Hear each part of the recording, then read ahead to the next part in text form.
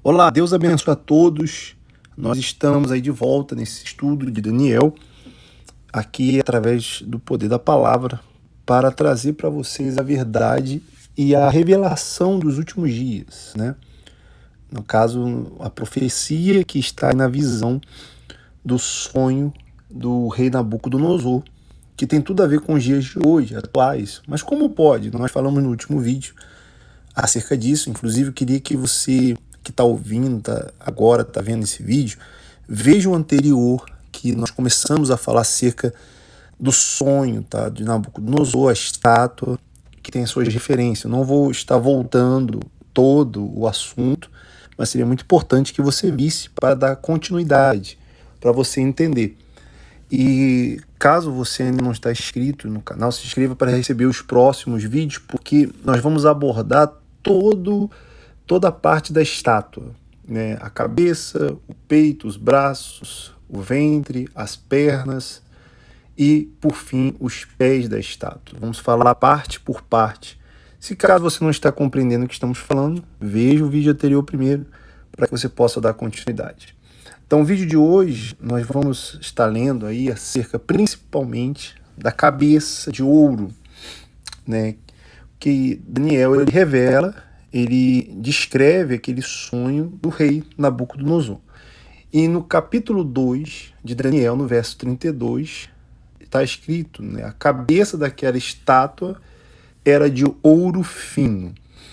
Muito bem, você vê que o ouro, não preciso dizer que é algo precioso, como também a cabeça está em destaque. A cabeça é a parte principal do corpo. Não adianta você ter todo um corpo em dia, com saúde, se você não tem a cabeça. Então a cabeça, como o ouro, são os principais. E quando Daniel ele diz que representa a cabeça, ele diz que representa a cabeça daquela estátua, no versículo 38, nós vamos ler agora, ele diz: e onde quer que habitem os filhos de homens, na tua mão entregou os animais do campo e as aves do céu, e fez que reinasse sobre todos eles. Tu és a cabeça de ouro. Falando que Nabucodonosor, o reino da Babilônia, representava a cabeça de ouro. E a pergunta é, por quê, né? Por que a Babilônia representa a cabeça de ouro, né? Poderia ter sido qualquer outro reino. E nós temos que ver justamente a história da Babilônia. Nós vamos falar um pouco da história, porque não tem como você ver a palavra de Deus sem ver a história. Uma complementa a outra. Então a palavra de Deus, ela nos remete à história. E a história também nos remete à palavra de Deus. Então quando nós olhamos a história, tá? Vamos voltar lá em Gênesis. Sim, Gênesis. Por quê? Vocês com certeza já ouviram falar na Torre de Babel. E aí está a imagem da Torre de Babel. Bem, o nome Babilônia vem justamente de Babel. Então, a Torre de Babel foi justamente quando começou a Babilônia. E, para quem não sabe, qual foi a história, né, resumida da Torre de Babel? Nimrod, que era o rei da época, ele colocou dentro de si que queria chegar até os céus. Para quê? Para poder se rebelar. O nome Nimrod quer dizer rebelião. Ele queria se rebelar contra Deus. Porque se Deus resolvesse acabar com a humanidade outra vez através do dilúvio, ele teria como chegar a Deus. Olha a ousadia do ser humano. Pois é. E aí você vai começando a compreender por que a cabeça é Babilônia. Então Nimrod, quem foi Nimrod? Da onde veio Nimrod? Tá, Nimrod era o rei que fez a Torre de Babel, mas da onde é? Simples. Nimrod, ele foi filho de Cuxi. Cuxi, é isso mesmo, Cuxi. Você pode pesquisar em Gênesis 10, versículo 8, fala acerca de Cuxi. E quem foi Cuxi? Cuxi foi filho de Cã. Cã, um dos filhos aí de Noé. Você se lembra? Então, Cã, se você se lembra, ele foi amaldiçoado por Noé. Noé, ele amaldiçoou Cã quando zombou, né, de Noé. E aí, Cã gerou o filho chamado Cuxi. E Cuxi, ele se casou com uma mulher chamada Semiramis. Preste atenção nesse nome, Semiramis, porque daí foi a fundação da Babilônia. Então, Semiramis, casada com Cuxi. E Semiramis gerou um filho chamado Nimrod. Olha só, Nimrod, então, era neto de Noé. Neto de Noé. Você vê que nada é por acaso, tudo está ligado. Então, a estátua do sonho está ligada à Babilônia, a Nabucodonosor e a Babel e a Nimrod, e vai vendo aonde chega, né? Neto de Noé. E o que acontece? Como eu falei, Nimrod significa aquele que se rebela, esse nome, né? Revolta. E ele foi a personificação, Nimrod, da própria desobediência. Tudo ele fazia o contrário. Tudo que era a ordem de Deus, tudo que vinha de Deus, ele fazia o contrário. Ele edificou Babel, como já falamos, e também a Nínive, a cidade de Nínive, onde hoje, né, é chamado da Babilônia. E ele foi o primeiro líder da história da humanidade a se auto-intitular Deus, né? Já vimos vários, mas ele foi o primeiro a se intitular Deus. Ele queria ser um Deus, como Deus, maior que Deus. E justamente, né, contradizendo aí, né, enfim, o que diz a palavra, ele ajuntou ali em Babel. Babel foi uma cidade grande, onde ele juntou todos os humanos. Ele juntou as pessoas em uma única cidade. Ele fez como se fosse um edifício, todas as pessoas morassem ali, óbvio. Um edifício é uma ilustração ridícula, né? Mas algo enorme, supremo. E ali ele colocou todos os moradores da cidade, contradizendo, se você se lembra, que Deus ele disse: ide, multiplicai-vos, enchei toda a terra, que falou com Noé. E justamente ele fazia isso para contradizer o seu avô, o que Deus falou para ele. E Nimrod, ele se autodenominava como Deus Sol. Olha só, o Deus Sol, o próprio Deus. Então ele juntou todas as pessoas em Babel, a Torre de Babel, queria afrontar a Deus, se autodenominando Deus, e ali também queria se rebelar contra Deus. Muito bem. Então ele construiu aquela torre, chegasse ao céu, foi desobediente, enfim. Mas ainda piora. Piora, sempre tem como piora, né? Porque ele tomou Semiramis, você lembra de Semiramis? A sua mãe, como esposa. E Semiramis aceitou. Olha só, né, o porquê que a cabeça da estátua, a origem da estátua, digamos assim, a fundação, o centro da estátua é a cabeça, né? O cérebro, tá em Babilônia. Semiramis aceitou ser esposa do seu filho. Esposa do filho. Olha que coisa grotesca, né? Pois é. E ela também se autodenominou, porque ela casou com Deus Sol, então ela seria deusa Lua. Então nós vemos aí blasfêmias, coisas horríveis.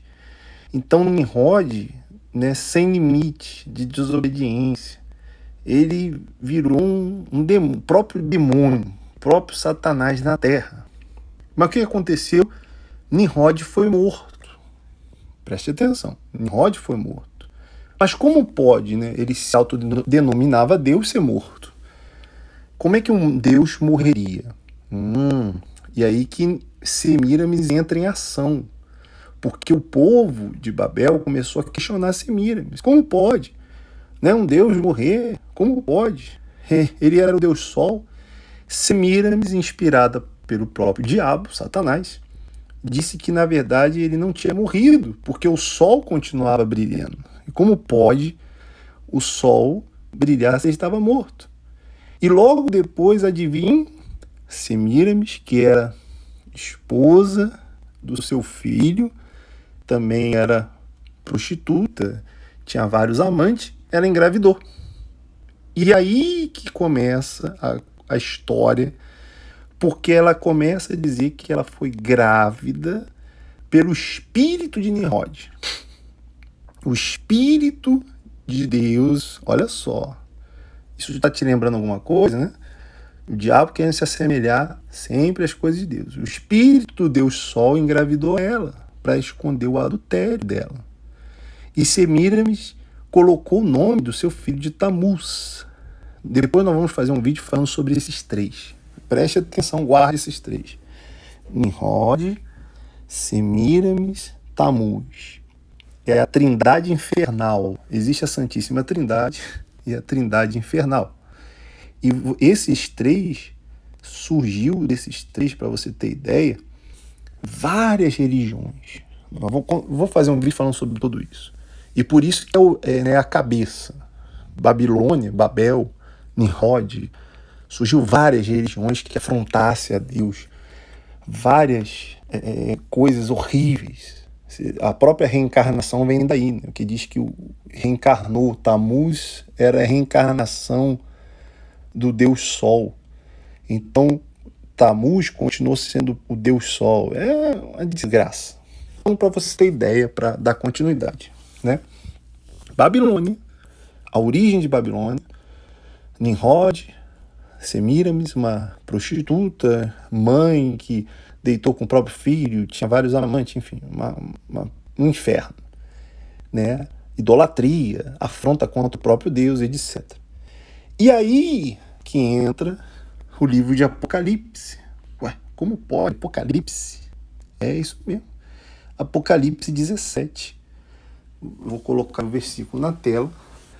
No verso 4, fala acerca da grande Babilônia. Então, mais uma vez, né, nós falamos os sinais, a profecia dos últimos tempos. Então, a Babilônia, ela foi o início da abominação, o início, digamos assim, descarado contra Deus, né, até os dias atuais. Como eu falei, várias religiões, né, nações foram criadas aí de Nimrod e Semíramis. E no 17:4 de Apocalipse diz assim, ó: e a mulher estava vestida de púrpura e de escarlata, e adornada com ouro e pedras preciosas e pérolas. Olha o ouro, né? A luxúria, né? A vanglória, o poder. E tinha na sua mão um cálice de ouro, cheio de abominações e da imundície da sua prostituição. Você vê? Então, nós falamos da abominação, se lembra de Daniel, que Jesus falou em Mateus 24. O que é abominação? É aquilo que é contrário a Deus, o pecado, as concupiscências, os desejos da carne. Então, essa mulher que diz em Apocalipse, que pode ser, nós podemos até falar que representa a própria Semíramis, né? Ela vem com a luxúria, com o pecado, a prostituição.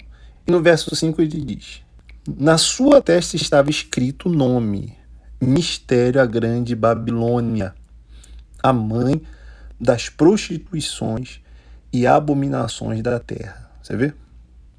Então o Apocalipse fala outras vezes sobre Babilônia, mas aí enfoca a mãe das prostituições, abominações, que começou lá, né, na Torre de Babel.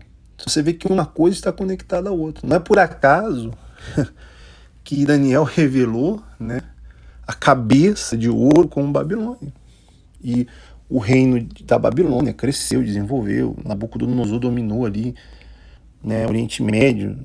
Vou colocar um mapa para vocês verem. Né, todo o desenvolvimento da Babilônia foi algo de poder que perseguiu os cristãos. Israel foi sitiado por Babilônia. Enfim. Então a cabeça, a mãe, né, da prostituição, a mãe da abominação foi a Babilônia. Por isso que você vê aí. Então a Babilônia teve a origem em Babel, que foi com Nimrod, que era o neto de Noé. Você vê que tudo está conectado. E Semíramis tomou o lugar de Nimrod e trazendo a prostituição. E lá em Apocalipse fala também da Babilônia. Okay? Então você vê o que diz a respeito da cabeça esse vídeo de hoje para explicar o reino da Babilônia. O que quer dizer espiritualmente? É a corrupção, a abominação, o pecado que no Apocalipse, né, se você ler mais aí, eu não vou entrar muito em detalhe, porque eu estudo de Daniel, não de Apocalipse, você vai ver que essa grande Babilônia, a mãe da prostituição, ela vem sentar no dragão. Dragão que representa o próprio Satanás, Lúcifer. Então, a abominação, como falamos lá de Mateus 24, ela chegando com força, né? Aí você tem visto, né, hoje em dia, a prostituição, o casamento já perdeu, né, o sentido, já não tem mais, é uma instituição falida. Então, dentro das igrejas, as instituições só querem ser preocupados com a luxúria, com o ouro e não com as almas. E, infelizmente, a grande Babilônia sentada no dragão, aonde se refere ao livro de Apocalipse. Próximo vídeo, vamos falar dos braços de prata, né? Os braços de prata. E como você vê aí na estátua, você pode ver, né, que representa aí a segunda parte, que é o reino que vai sobrepor o reino de Nabucodonosor. Você vê que, né, o reino de Nabucodonosor ele foi forte, durou, Babilônia se tornou forte, Babilônia foi a mãe, a cabeça, mas teve um reino mais forte, que é o próximo vídeo que vamos falar. Fique ligado, que Deus abençoe a todos e até a próxima.